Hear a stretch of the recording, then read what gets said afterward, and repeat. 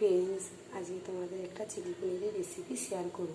আমি পনিরটা টুকরো টুকরো করে কেটে নিয়েছি। এর মধ্যে আমি কর্নফ্লাওয়ার একটু দিয়ে দিলাম, পরিমাণ মতো লবণ দিয়ে দিলাম, দিয়ে দিলাম কড়াইয়ে তেল দিয়ে দিয়েছি, গরমে গেছে। পনিরগুলো আমি দিয়ে দিচ্ছি, এগুলো আমি ভেজে নিচ্ছি। আমার ভাজা হয়ে গেছে। আমি রসুন কুচিটা দিয়ে দিলাম, আদা কুচিটা দিয়ে দিচ্ছি। রসুনটা আমার ভাজা হয়ে গেছে, পেঁয়াজ কুচিটা দিয়ে দিচ্ছি। এবার আমি ক্যাপসিকামটা দিয়ে দিচ্ছি, পরিমাণ মতো লবণ দিয়ে দিলাম, চিলি সস দিয়ে দিলাম, সোয়া সস দিয়ে দিলাম, টমেটো সস দিয়ে দিলাম, পনিরগুলো দিয়ে দিচ্ছি। একটু নেড়ে